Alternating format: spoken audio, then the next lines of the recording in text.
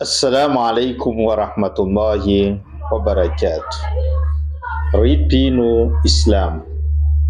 Nisy rangahy lehibe anankiray te hampianatra ny zanany ny fiainana eto ambony tany. Ka lasa izy niteny tamin'ilay zanany hoe mandehana anao amin'ny toerana tahaka izao, any amin'ny toerana lavitra, fa misy hazo lehibe anankiray tiako jerenao any amin'izany toerana izany. De lazao amiko ohatry ny ahoana ny paozin'izany hazo lehibe izany ankehitriny. Lasa iny zanany iny nandeha nijery an'izany hazo lehibe izany, de rehefa tafaverina ny teny taminy manao hoe ankehitriny ozy izy dia midoroboka be ary maitso dia maitso ny ravin'izany hazo izany. Afaka efa-bolana dia nirahan'iny rangahy be indray ny zanany hoe miverena anao mandeha amin'iny toerana iny, jereo ohatry ny ahoana paozin'ny hazo. Rehefa tafaverina iny zanany iny dia niteny hoe ankehitriny efa manomboka mavomavo sy mihintsana ny ravin'izany hazo izany.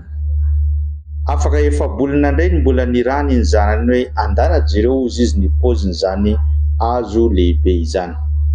Nandeha iny zaza iny dia hitany fa nihintsana avokoa ary tsy misy ravina intsony izany hazo izany, ary hita fa tady ho faty izany hazo izany.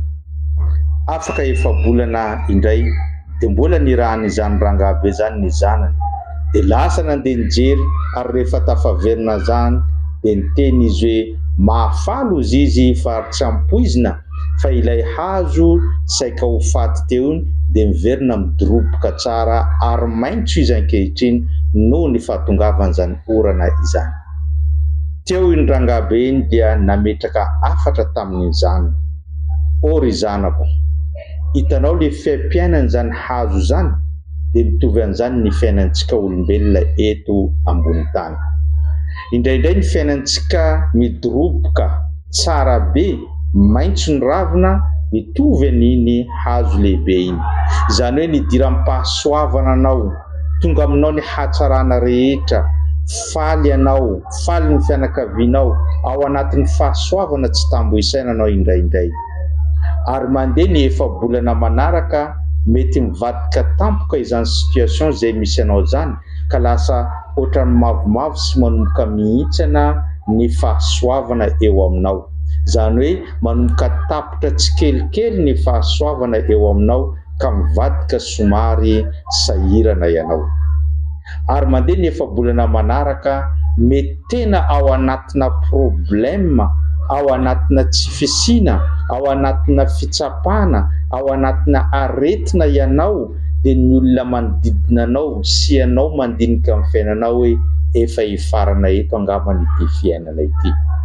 Saingy raha manam-paharetana anao, raha miezaka anao miaritra sy miala amin'izany situation izay mahazo anao izany, dia tsy maintsy miverina midoroboka maitso, mahafinaritra, miraradraraka aminao indray ny fahasoavan'ny tompo Allah subhanahu wa ta'ala. Dikan'izay ny fiainana eto ambony tany dia tsy stable, ary teneny ny manam-pahaizana anankiray hoe tsy misy olona voatokana miadana foana eto ambony tany manomboka natongavany teto mandra-pialana eto ambony tany, ary tsy misy olona ihany koa voatokana hoe notsapahana foana ny fiainana eto ambony tany mandra-pialana eto ambony tany. Fa io fiainana io indraindray mahafinaritra, mitsika ianao, faly ianao rehefa rotsahan'ny-pahasoavana. Indraindray io fiainana io kosa mangidy dia mangidy ka mila faharetana betsaka avy aminao amin'izay fotoana izay. Satria tompo Allah subhanahu wa ta'ala efa niteny ao anatin'ny Qur'an manao hoe wa tilkal ayyamu nudawiluha baina an-nas, ary indro ireto andro efa navadibadikay eo amin'ny fiainan'ny zanak'olombelo. Navadibadikay io zany dia indraindray izy tsara, indraindray izy ratsy, indraindray izy amin'ny antonony, indraindray misy vola, indraindray tsy misy vola, indraindray salama, indraindray marary, indraindray mahazo fahasoavana, indraindray idiran'ny fitsapana izany. Izay ny fomba mpiainana eto ambony tany. Saingy ny olona manam-paharetana sy miezaka miala amin'ireo zavatra ratsy eto ambony tany, dia izay ny olona sambatra indrindra ary azo valisoa avy amin'ny Allah. Zay ny fomba ampiain'ny eto ambony tany, ampitao any amin'ny hafa. Wassalamu alaikum wa rahmatullahi wa barakatuh.